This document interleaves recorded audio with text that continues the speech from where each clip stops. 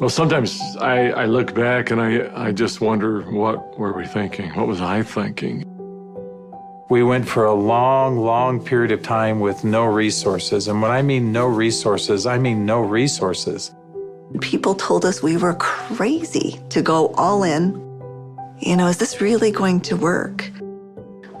I think some of the most beautiful things can emerge through trial and through difficult times. I had been a physician for a long period of time, and I'd had a patient who came to see me, and they would ask me, Dr. Hill, what do you think about the essential oils? And I made the mistake one time of saying, I think that's one of the craziest things I've ever heard. She looked me right in the eye and she said, I am so disappointed to hear that, because that's done more for me than you or any of your colleagues or anyone has ever done for me. And it intrigued me. And over time, I became more intrigued. I became involved with essential oils. And now for the last several decades, this is all that I have focused on and all that I have done. I remember when I first came into the essential oil industry, I thought they were voodoo oils. I thought they were really, really strange. It wasn't long before I started using oils on my kids, and I was amazed at what I was able to do and how it empowered me as a mom to take charge of my family's health care. So I was a huge skeptic. Parents were educators. My father was a professor of physics. So I just wasn't raised with anything but allopathic Western medicine. I learned over the years how effective they were and can be, especially if they're pure. After working 10 years in the essential oil industry, I found myself leaving for integrity purposes, because I knew that essential oils had to be pure. The desire of my heart was just to go home and raise my children. And I hadn't been home very long before my husband came to me and said, there's something more you're supposed to do.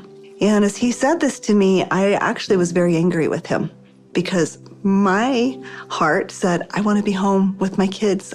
And he said, sweetheart, you're not listening. There is something you're supposed to do with Dave and Dr. Hill with these oils. And I said, what do you mean, these oils? I've tried all the essential oils out there. There's nothing that meets the quality standards our family needs to use for our health care. And he smiled at me and he said, I know. You're supposed to find them. Stop thinking with your head and start thinking with your heart. And it was in that moment that I knew. It all came together, and I had such a grand vision of going out and finding the world's most pure, most potent essential oils and educating mothers like me how to take charge of their health care. So it was in that moment, before fear took over, that I picked up the phone and I called Dave. And Emily Wright called me at the time and just said, what if we could go out and source the most pure essential oils on the planet and bring them to the world in a mainstream fashion? And he got really emotional. And Dave doesn't get emotional. And actually it was that right then and there. That was the genesis for me. And I just kind of felt strongly like, yeah, we're going to start a company. So I hung up the phone with Dave. I picked up the phone and I called Dr. Hill. And as I called him, I still remember he kind of giggled. And I said, Doc, this isn't funny. I'm serious about this. What if we could go out and find these pure oils like we've always wanted to do? And what if we could educate people to really understand the power behind these oils? And he said, no, Emily, I'm not laughing because I think your idea is crazy. I'm laughing because I was just getting ready to call you and ask you the very same question. It started with an initial little small meeting in an Italian restaurant. In the far corner, and we met for 5.5 hours until they finally kicked us out of the restaurant because we weren't buying food anymore. And we just started to dream. We would meet anywhere we could find some space to meet. And it was in some strange places. Of course, the basement of the Normal Library was one. We got too rambunctious and they finally kicked us out of the library. Sometimes it was in the basement of our homes. I remember not telling my kids, that I was unemployed and starting a new thing, but the dad was working on a project in the basement. As I did the business plan, I started to realize that this was going to be big. I just knew that with such a good team and product that had changed our lives, we felt like this was going to be significant. So as we began in the spring of 2008, that's when we had a massive falling out with the housing market in the United States. And there was a lot of panic and a lot of fear.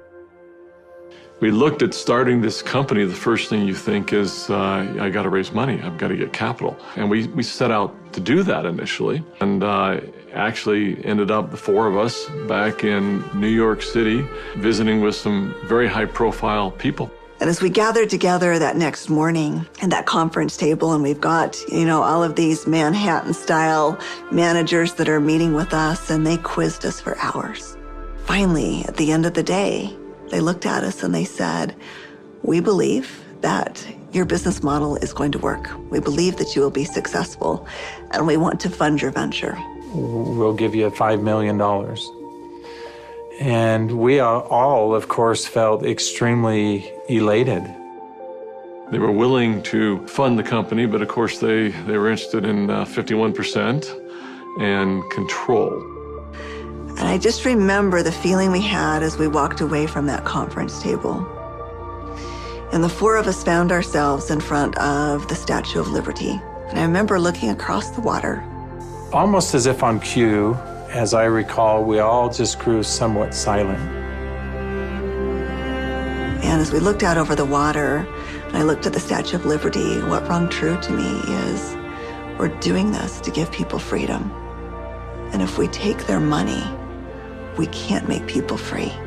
And we can't make this dream that we have a reality, because they'll never allow us to bring the quality of essential oils that we know we have to have to light.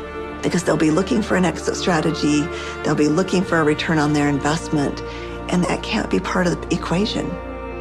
I remember standing right next to Dave Sterling, and Dave looked at me and in kind of a somewhat shocking way, he asked me, "How much money do you have, Doc?"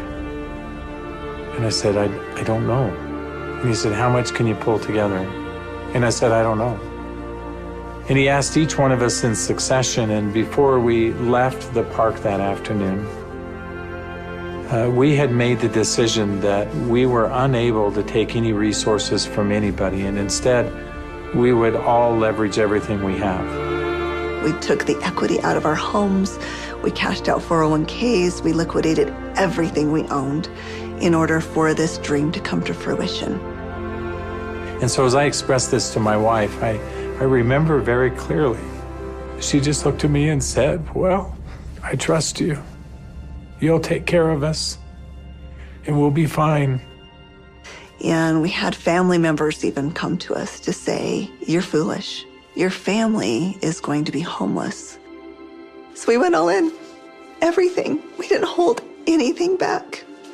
We thought it would be for just a couple of months that we went without any income, but it was 13 months. Those final months, we're eating almonds and yogurt and telling our kids they can't go to dance practice and they can't play sports because we don't have enough money.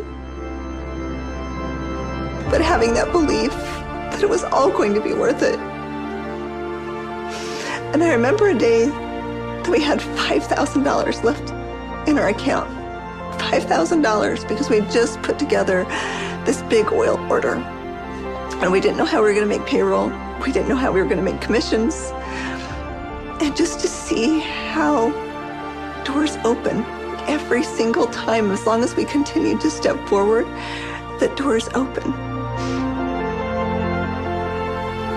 People ask me sometimes, how are you guys able to do what you did? And, but everybody rolled their sleeves up and we did every job. We did this job, this job, this job.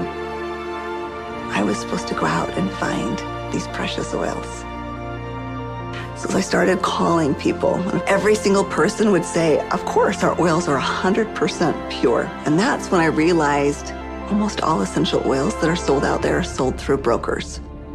These brokers were very smart people, often having very sophisticated labs. And the oils were almost always changed. Most were not pure, most were synthetically created. I had probably 100+ different samples that had been sent to my home. And every time we would meet, Dave, Dr. Hill would say, Emily, have you found the oils yet? I'd have to say, not yet. Like, are we going down the right path? Is this really what we're supposed to do? And I remember one beautiful day, I opened up my doorstep and 5 oils showed up all on the same day. It was frankincense, lavender, tea tree, lemon, and peppermint. As I smelled these bottles, I called up Dave and I called up Dr. Hill and I said, I found the oils. They said, don't you dare open them until we're all together. We knew that these oils were absolutely pure, and it gave us just enough confidence, just enough faith to continue stepping forward. I remember that first discussion we had. We talked about the culture of the company. What type of soul do we want dōTERRA to have? And we realized that these oils are experiential. And we realized it had to be a person-to-person model. We had to bring people together. We've got to have a culture of giving back. We have to have a culture of caring. Locking arms with the people who are putting the seeds in the ground, who are harvesting these products. It's making sure that their needs are met. As I look back on it today with dōTERRA, it's overwhelming to me to see the impact it is around the world. There was a lot of sacrifice, but again, those are days we look back on, with some pride.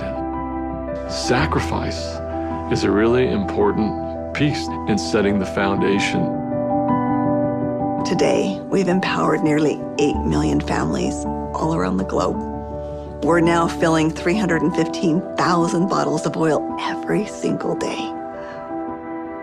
And just to think about it on that scale just warms my heart, knowing that every single bottle is changing somebody's life on both sides of the bottle. I think this work has such purpose. It's like, how can we stop? We have single-handedly changed the acceptance of essential oils in science and in medicine. We are so committed to this work. We are so humbled to be stewards of what nature has created so perfectly for us. And we're so grateful for all of our amazing employees, for all of our amazing wellness advocates, for all of our amazing customers all around the world. We haven't changed in our mission. We haven't changed in our purpose. We're still true to those things that very early on were important. If doing the right thing was important then, doing the right thing is important now.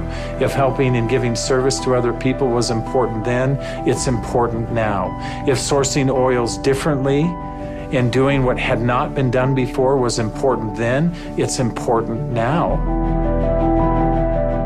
We feel like, as crazy as it sounds, we're still just beginning.